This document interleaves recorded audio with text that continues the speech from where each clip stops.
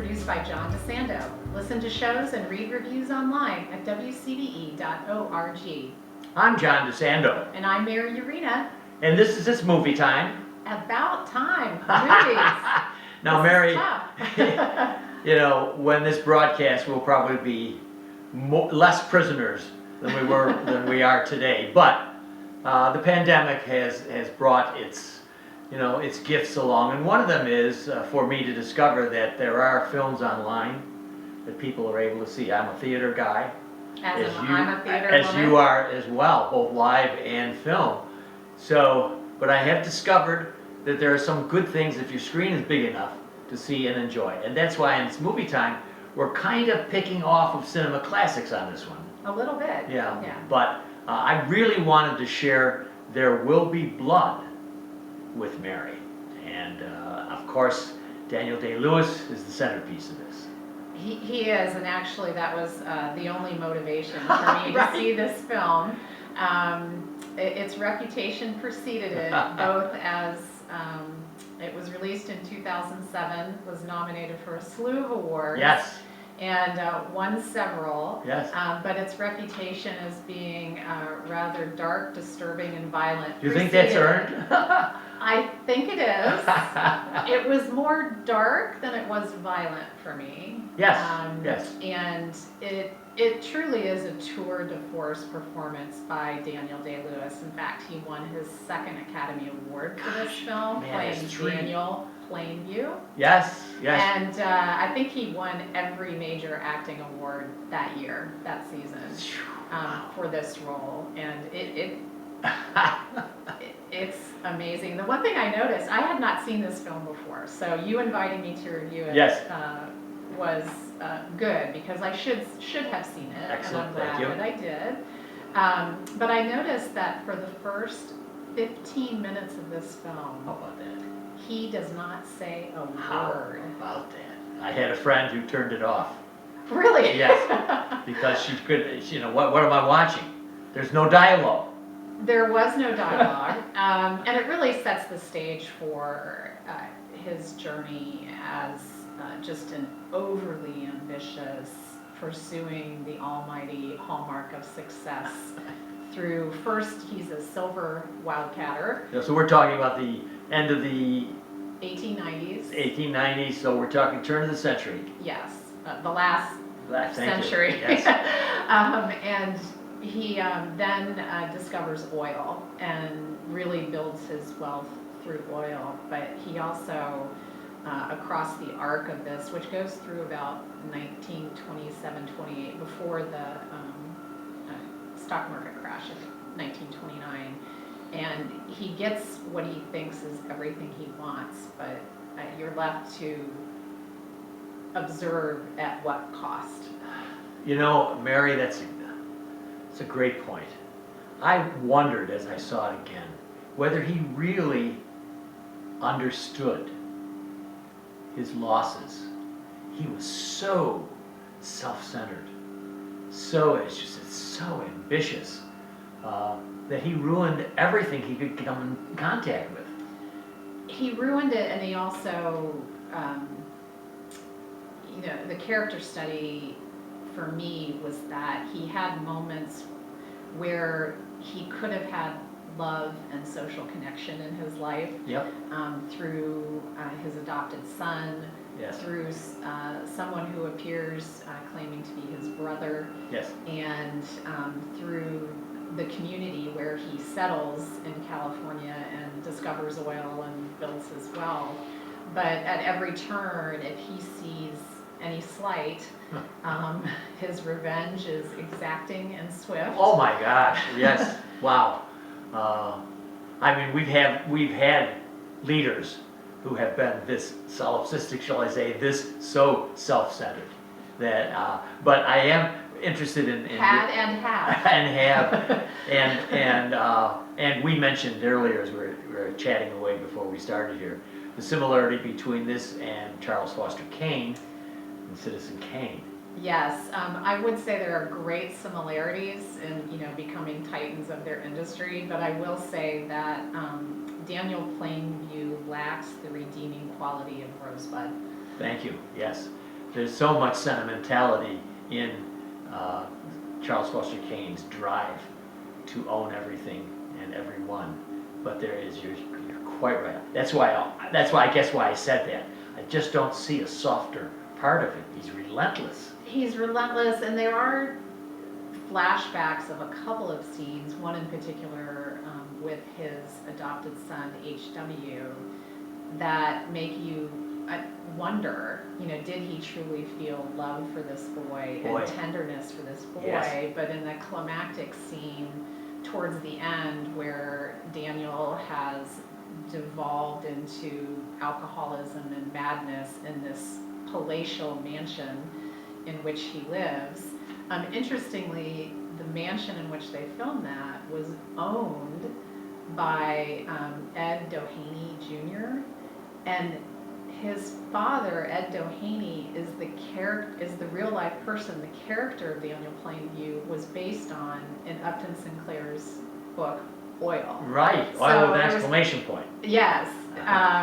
So it was, he's Good. devolving, and he has this climactic confrontation with his son, who has been his business partner, and who has decided with his wife he wants to strike out on his own and start his own company.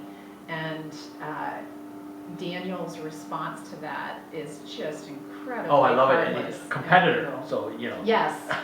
And you then, can only see. and then proceeds to tell him after all these years, because this is the mid-1920s by now.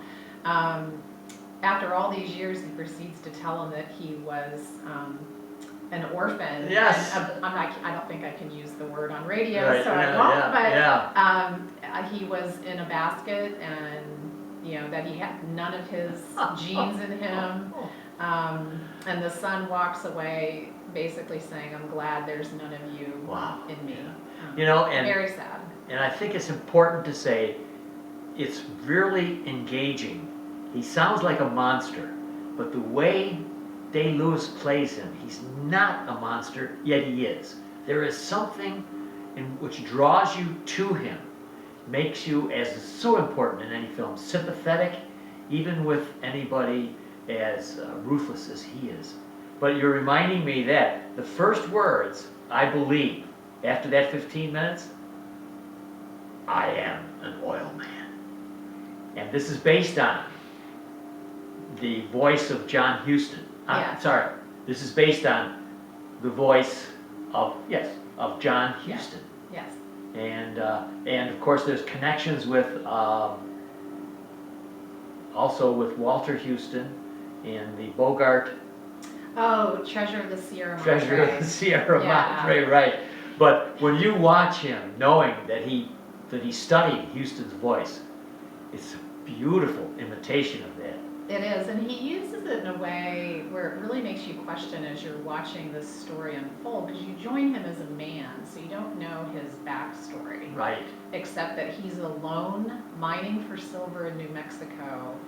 There's an accident, and he discovers silver, but he has to pull himself out of the mine with a broken leg. Oh, wow. And literally drags himself across the desert floor to town, some town nearby where Yes. he can have his claim verified. Yeah. And the next time you see him is he's now successful, and he's looking for investors, Yes. and he's talking, as you said, as I'm an oil man. Right. And also, I'm a family man. Right. Oh, yes. Because He's got he now the kid. has the adopted son. That puts you on notice right away. Yeah. Although you suspect it, that he's using the kid. Perfect.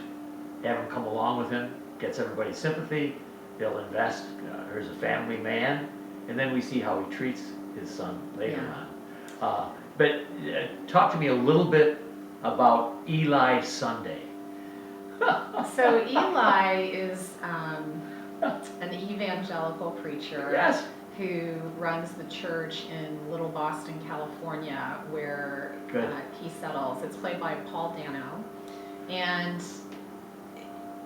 he, in some respects, is, as he portrays, although he develops somewhat of a cult personality with the congregants and the people of the town, the other aspect of him, they do show a scene with his family where he attacks his father, and it almost makes you wonder if his character Eli and the character of Daniel are two sides of the Wonderful. same coin. Yeah, I think, or even that he could have been Eli's child. Or vice versa. Right. But I love that because, of course, the family are the people who own the land.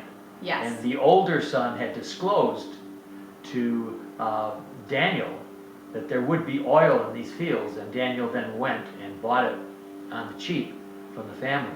Very intricate.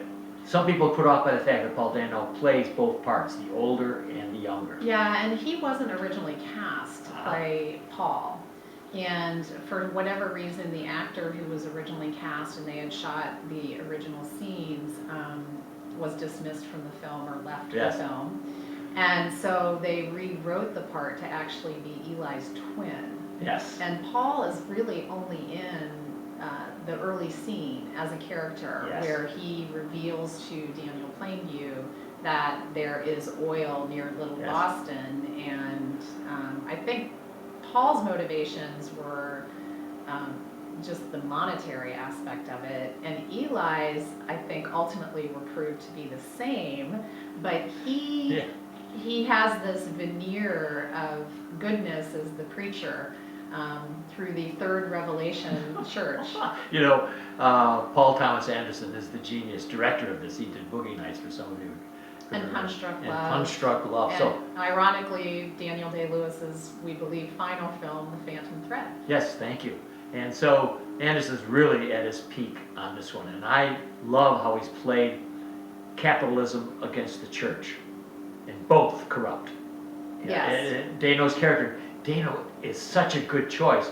He's not what you would have expected as an actor in that part. I would agree. But that childlike nature of his, corrupted by his own ambitions, is a beautiful touch. And I'm looking there and saying, It is. The one criticism I have, though, because he is supposed to be really young, maybe 18 or 19 years old when this starts. Okay.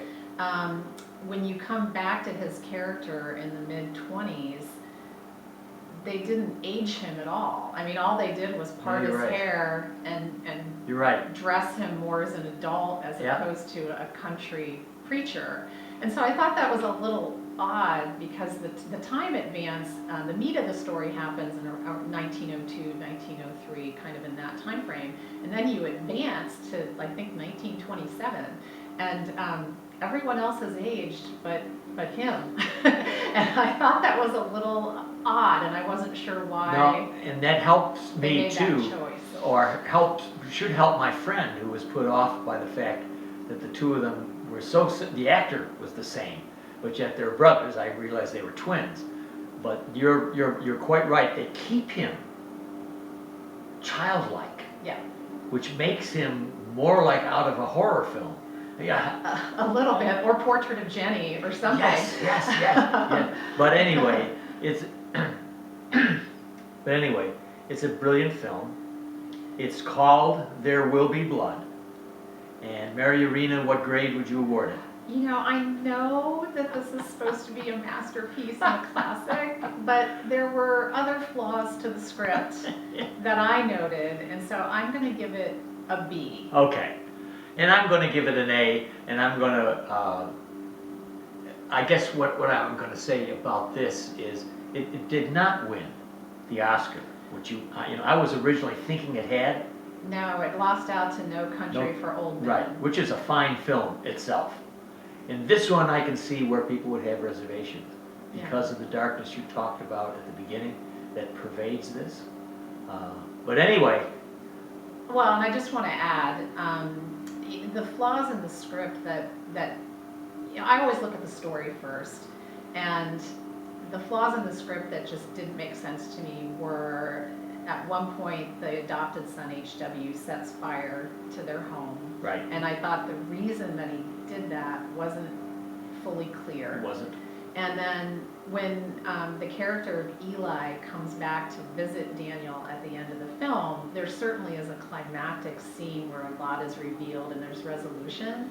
But at that point, advancing 25 plus years, I was like, why on earth would Eli go back to him for any reason? It just didn't make sense to me. And Mary, I look at that bowling alley final, and I say, scratch my head and say, what was Paul Thomas Anderson thinking about this one? Yeah, But that's part of the complexity of the film. it is part of the complexity. And the last line that Daniel delivers is, I am finished, which the overlap between the church and capitalism and the fact that Christ is believed to have said on the cross, it is finished in his last dying breath, and that Daniel says, I am finished, that was not lost on me. And Mary, we are finished. We are finished.